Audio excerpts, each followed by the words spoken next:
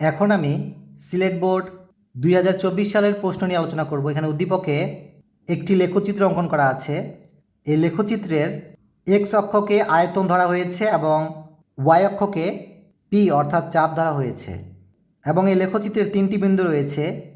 এটি হচ্ছে এ বিন্দু। এ বিন্দুতে আয়তনের মান 4 মিটার কিউব এবং এই বিন্দুতে চাপের মান হচ্ছে 10 নিউটন পার মিটার স্কোয়ার এবং বি বিন্দুতে আয়তনের মান হচ্ছে 4 মিটার কিউব এবং বি বিন্দুতে চাপের মান দেওয়া আছে 20 নিউটন পার মিটার স্কোয়ার এবং এটি হচ্ছে সি বিন্দু। সি বিন্দুতে আয়তনের মান দেওয়া আছে 8 মিটার কিউব এবং সি বিন্দুর চাপের মান দেওয়া আছে 10 নিউটন পার মিটার স্কোয়ার এবং উদ্দীপকে আরও উল্লেখ আছে উপরের লেখচিত্রে এন সমান সমান 1 মোল গ্যাসের জন্য পিভি লেখের চক্রীয় প্রক্রিয়া দেখানো হয়েছে। বি বিন্দুতে উৎস হতে 200 জুল তাপ গৃহীত হয়। গ নং প্রশ্নে লেখা আছে সিএ ও এবি পথে মোট কৃত কাজ কত এবং ঘ নং প্রশ্নে লেখা আছে বিসি পথে অভ্যন্তরীণ শক্তির পরিবর্তন নির্ণয় করা সম্ভব হবে কি, গাণিতিকভাবে যাচাই করো। এখন আমি গ নং প্রশ্নের সমাধান করব, অর্থাৎ উদ্দীপকের চিত্র অনুসারে সি থেকে এই অংশের কৃতকাজ নির্ণয় করব এবং একইভাবে উদ্দীপকের চিত্র অনুসারে এ থেকে বি এই অংশের কৃতকাজ নির্ণয় করব এবং এই প্রাপ্ত দুইটি অংশের কৃতকাজ যোগ করে আমরা সিএ ও এবি পথে মোট কৃতকাজ নির্ণয় করব। প্রথমে আমরা সিএ পথে কাজের পরিমাণ নির্ণয় করব। সুতরাং লেখা যায় সিএ পথে কৃতকাজ নির্ণয়।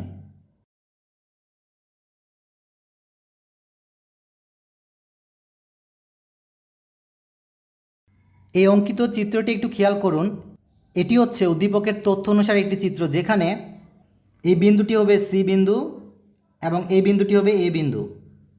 যেহেতু আমরা সি এ পথে কৃতকাজ নির্ণয় করব, কাজেই সি বিন্দুটি হবে আদি বিন্দু এবং এ বিন্দুটি হবে চূড়ান্ত বিন্দু এবং উদ্দীপকের তথ্য অনুসারে সি বিন্দুতে আয়তনের মান হবে 8 মিটার কিউব এবং এ বিন্দুতে আয়তনের মান হবে 4 মিটার কিউব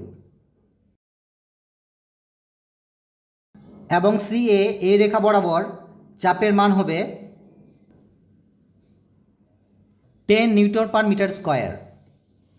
এই অঙ্কিত চিত্রের সি বিন্দুতে আয়তনের মান হচ্ছে 8 এবং এ বিন্দুতে আয়তনের মান হচ্ছে 4, কিন্তু সি বিন্দুতে চাপের মান 10, একইভাবে এ বিন্দুতেও চাপের মান 10, অর্থাৎ বলা যায় সি এই রেখাতে আয়তনের পরিবর্তন হয়েছে কিন্তু চাপের কোনো পরিবর্তন হয়নি, অর্থাৎ সি পথটি হচ্ছে সমচাপ প্রক্রিয়া।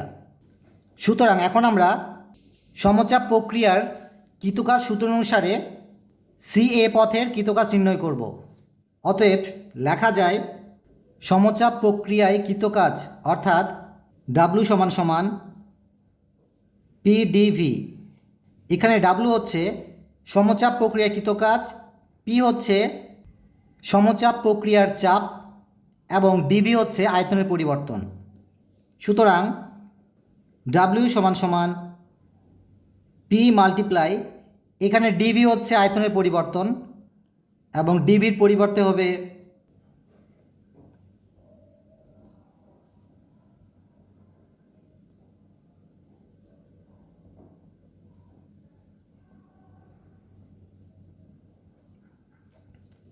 চূড়ান্ত আয়তন মাইনাস আদি আয়তন, বা ডাব্লিউ সমান সমান এখানে পির মান হবে 10, কাজে এখানে আমরা 10 দিব, মাল্টিপ্লাই এবং চূড়ান্ত আয়তন হবে এ বিন্দুর আয়তনের মান যা উদ্দীপকে দেওয়া আছে 4, কাজে এই চূড়ান্ত আয়তনের পরিবর্তে 4 দিব, মাইনাস আদি আয়তন হচ্ছে সি বিন্দুর আয়তনের মান যা উদ্দীপকে উল্লেখ আছে 8, কাজে এখানে আমরা আদি আয়তনের পরিবর্তে 8 দিব, ব্র্যাকেট ক্লোজ, বা ডাব্লিউ সমান সমান ডান পাশ অংশকে হিসাব করলে পাওয়া যায় -40 এবং কৃতকাজের একক হবে জুল।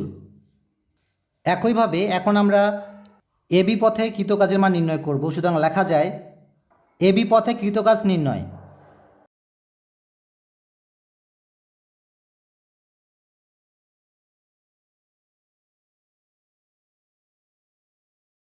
এই অঙ্কিত চিত্রটি একটু খেয়াল করুন। এটি হচ্ছে উদ্দীপকের তথ্য অনুসারে একটি চিত্র, এবং এই বিন্দুটি হচ্ছে এ বিন্দু এবং এই বিন্দুটি হচ্ছে বি বিন্দু।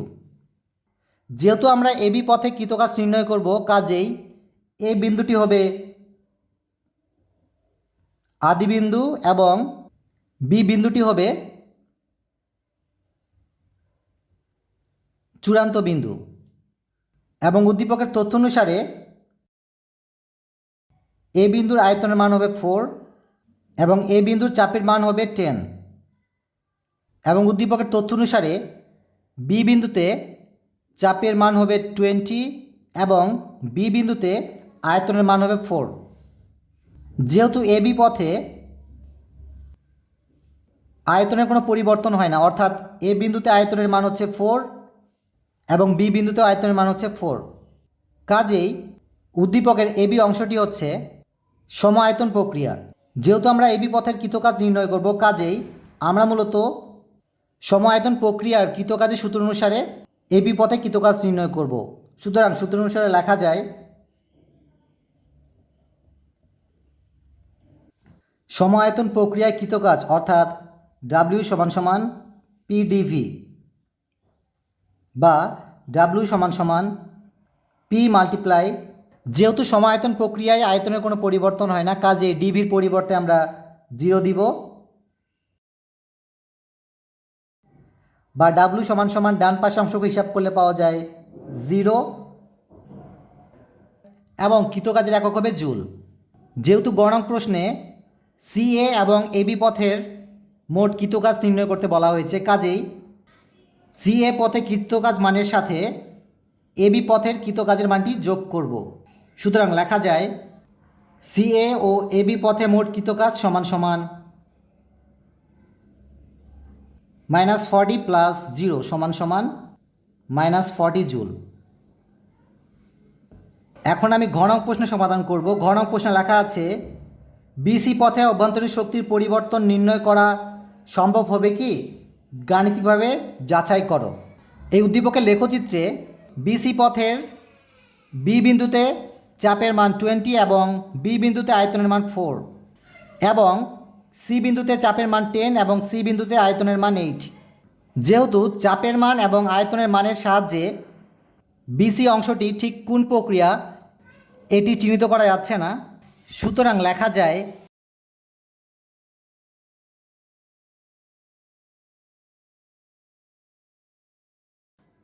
এই অঙ্কিত চিত্রটি একটু খেয়াল করুন। এটি হচ্ছে উদ্দীপকের তথ্য অনুসারে একটি চিত্র, যেখানে এটি হচ্ছে বি বিন্দু এবং বি বিন্দুতে আয়তনের মান হবে 4 মিটার কিউব এবং বি বিন্দুতে চাপের মান দেওয়া আছে 20 মিটার পার স্কয়ার।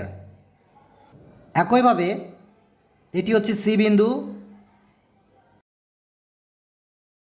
এবং সি বিন্দুতে আয়তনের মান দেওয়া আছে 8 মিটার কিউব এবং উদ্দীপকের তথ্য অনুসারে সি বিন্দুতে চাপের মান দেওয়া আছে 10 নিউটন পার মিটার স্কয়ার এবং উদ্দীপকে আরও উল্লেখ আছে বি বিন্দুতে উৎস হতে 200 জুল তাপ গৃহীত হয়, কাজেই বি বিন্দুতে শোষিত তাপের পরিমাণ অর্থাৎ ডিকিউ সমান সমান 200 জুল হবে। সুতরাং ঘনক প্রশ্ন অনুসারে এখন আমরা বিসি অংশে অভ্যন্তরীণ শক্তির পরিবর্তন নির্ণয় করব। অতএব লেখা যায় বিসি অংশে অভ্যন্তরীণ শক্তির পরিবর্তন নির্ণয়। অতএব সূত্র অনুসারে লেখা যায় ডিকিউ সমান সমান ডিইউ প্লাস ডিডাব্লিউ। এখানে ডিকিউ হচ্ছে সিস্টেম কর্তৃক গৃহীত শক্তির পরিমাণ, ডিইউ হচ্ছে অভ্যন্তরীণ শক্তির পরিবর্তন এবং ডিডাব্লিউ হচ্ছে সিস্টেম কর্তৃক কৃত কাজ। যেহেতু আমরা অভ্যন্তরীণ শক্তির পরিবর্তন নির্ণয় করব অর্থাৎ ডিইউর মান নির্ণয় করব, কাজেই ডান পাশে অংশকে বাম সাইডে নিয়ে যাব এবং বাম পাশে অংশকে ডান সাইডে নিয়ে যাব। সুতরাং লেখা যায় ডিইউ প্লাস ডিডাব্লিউ সমান সমান ডিকিউ, বা যেহেতু আমরা ডিইউর মান নির্ণয় করব এবং ডিইউর সাথে ডিডাব্লিউ যোগ অবস্থায় আছে, কাজেই ডিডাব্লিউ অংশটি ডান পাশে গিয়ে বিয়োগ হয়ে যাবে। সুতরাং লেখা যায় ডিইউ সমান সমান ডিকিউ মাইনাস ডিডাব্লিউ। এখন একটু খেয়াল করুন, আমরা মূলত অভ্যন্তরীণ শক্তির পরিবর্তন অর্থাৎ ডিইউর মান নির্ণয় করব এবং ডিকিউর মান উদ্দীপকে দেওয়া আছে 200 জুল এবং এখানে ডিডাব্লিউ হচ্ছে বিসি পথে সিস্টেমের কৃতকাজ। যেহেতু উদ্দীপকের চাপ ও আয়তনের মানের সাহায্যে বিসি অংশটি ঠিক কোন প্রক্রিয়া এটি নির্দিষ্টভাবে বোঝা যাচ্ছে না, কাজেই এই বিসি পথের কৃতকাজ হবে বিসি অংশ দ্বারা গঠিত ট্রাপিজিয়ামের ক্ষেত্রফলের সমান। অতএব লেখা যায় বিসি পথে কৃতকাজ সমান সমান বিসি দ্বারা গঠিত ট্রাপিজিয়ামের ক্ষেত্রফল এবং ট্রাপিজিয়ামের ক্ষেত্রফল হবে 1/2 মাল্টিপ্লাই ট্রাপিজিয়ামের প্রথম বাহুর দৈর্ঘ্য প্লাস ট্রাপিজিয়ামের দ্বিতীয় বাহুর দৈর্ঘ্য ব্র্যাকেট মাল্টিপ্লাই বাহু দুটির মধ্যবর্তী ব্যবধান। সুতরাং লেখা যায় 1/2 মাল্টিপ্লাই এই ট্রাপিজিয়ামের প্রথম বাহু হচ্ছে এই বিন্দু থেকে বি বিন্দুর দৈর্ঘ্য এবং এই বাহুটি যেহেতু চাপ নির্দেশ করে এবং এখান থেকে বি বিন্দু চাপের মান হচ্ছে 20, কাজেই প্রথম বাহুর দৈর্ঘ্যের পরিবর্তে আমরা 20 দিব প্লাস ট্রাপিজিয়ামের দ্বিতীয় বাহুটি হচ্ছে এখান থেকে সি বিন্দু পর্যন্ত এবং এই রেখাটি যেহেতু উলম্ব রেখা যা চাপ নির্দেশ করে, কাজেই এই বিন্দু থেকে সি বিন্দু চাপের মান হচ্ছে 10, কাজেই দ্বিতীয় বাহুর দৈর্ঘ্যের পরিবর্তে আমরা 10 দিব ব্র্যাকেট ক্লোজ মাল্টিপ্লাই এখানে ট্রাপিজিয়ামের প্রথম বাহু থেকে দ্বিতীয় বাহুর দূরত্ব হবে 4, কারণ মূল বিন্দু থেকে এই বিন্দুর দূরত্ব হচ্ছে 8 এবং মূল বিন্দু থেকে এই বিন্দুর দূরত্ব হচ্ছে 4, কাজেই এখান থেকে এই পর্যন্ত